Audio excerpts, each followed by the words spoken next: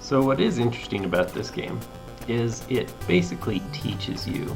So for example, if we were to go off into the right direction, we would not be able to progress very far. But notice here, we can come over here, but the second we drop in here, uh-oh, we can't get back out. However, there is this power-up. Morph Ball.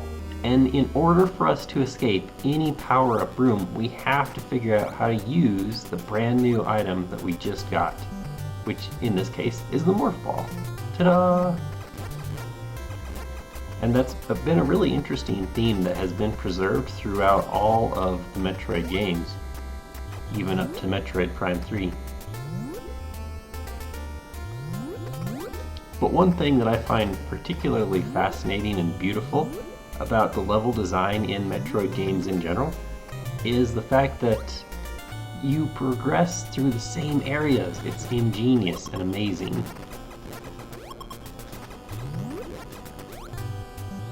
So just as an example here, we see these blocks on the floor, but there's nothing we can do right now. We can only shoot upwards, downwards, left, right. We can't shoot down. So, but the game also teaches you, right? You see these blocks on the ground and you think, oh, surely this must mean something. And then when you learn how to get around that obstacle, then you remember, oh, I know where to go. But notice, bam, we need the Morph Ball to proceed from this point.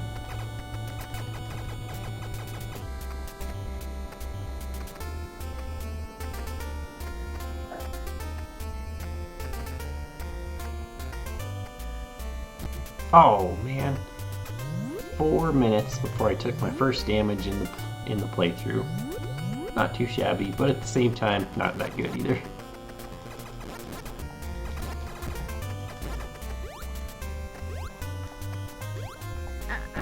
Oh man, get good.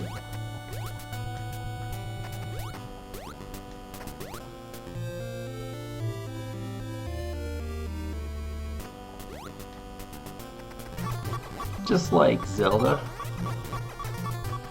that has the incessant beeping, this game is considerably less annoying when it comes to low health beeping though. When it comes to these old school Metroid games though, you really kind of have to pay attention and have a good sense of direction. Especially in the most confusing, similar looking passageways.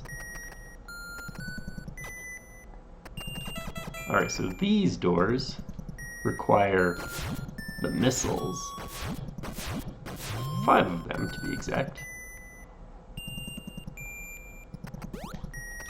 But our reward is the long beam. So now all of the energy that we shoot goes much further. Health is definitely earned in this game. It might be the case that, dead. Absolutely everything is earned in this game. You might have to lose 10 health just to get a 5 unit health capsule. It's very easy to die, it's very easy to get damaged, it's very easy to get hurt in this game. True Blue Retro difficulty.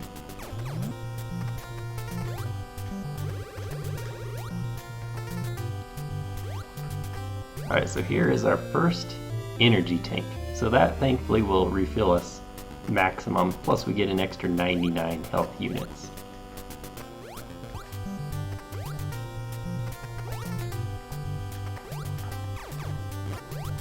It's the art of dodging, baby. Really cool programming effect. Notice that guy? Now it's, since I destroyed the block, it only still goes around the blocks that it's supposed to. And just like Mario Maker, you can probably imagine hilarious things happen when the block it's on is destroyed, or a block that it's going through suddenly respawns when it's in the way.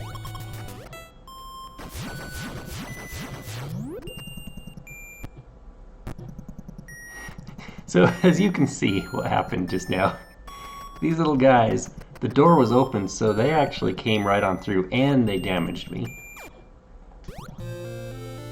I like how there's no text in this game, so you just have to figure out what in the world you just got. So we might not have any idea what we just collected, but what it was, when we're in morph ball mode, we can drop bombs now. So here is a classic example of who in the world would have ever discovered this, but it just so happens, oh, one of these blocks is destroyable, and oh, this lava, or whatever that's supposed to be, doesn't even damage you. Say what? So in this secret alcove, barely have enough missiles, is something very important. The ice beam. So as you can probably imagine, if we shoot enemies with this ice beam, they stop, and we can even jump on top of them and use them as platforms. But with enough damage, they also get blown to smithereens. So for example, these completely undestroyable enemies, we can freeze them and now they become harmless little platforms, which may or may not be required for us to advance.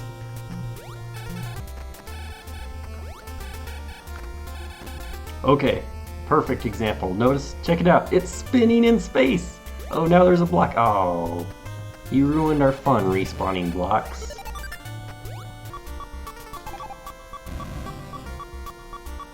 Sneaky.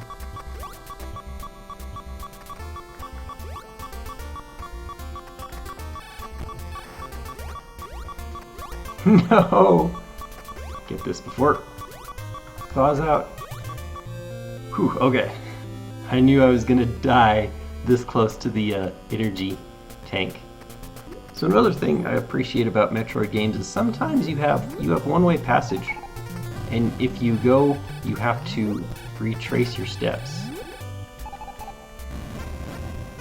And what's interesting is a lot of people imagine Samus is always starting out with the Varia suit, but that's actually not correct. We only have like the, I guess what it's called, the power suit. Her classic Varia suit is actually what we get later. So at this point we have actually cleaned out every hidden thing, every hidden item, every hidden collectible and power-up in Brinstar, which is kind of the area we are in now, except for, of course, the Varia suit, which I'll get that later when I have the, I believe, what's supposed to be the correct power-up to get the next power-up. But like I said, skilled players can actually get that right now. But do I look like a skilled Metroid player? Come on.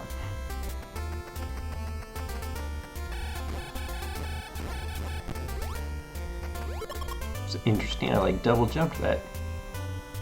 So if we're willing to be super patient and watch these guys like really relaxingly scurry along the ceiling, and before I overshoot these and accidentally kill them, what we want to do is we can actually, bam, free that, right? And then use these little critters as a platform.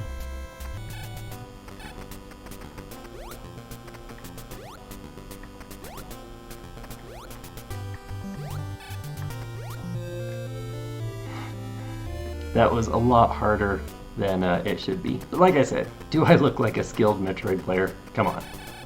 We've come all the way back full circle because you might recognize these with our newfound tech. We can actually bomb our way through. Bomb excavation, yay, our favorite Mario Maker. I mean Metroid level mechanic. Alright, and with that, we are about to exit for the first time Brinstar into Kraid's lair.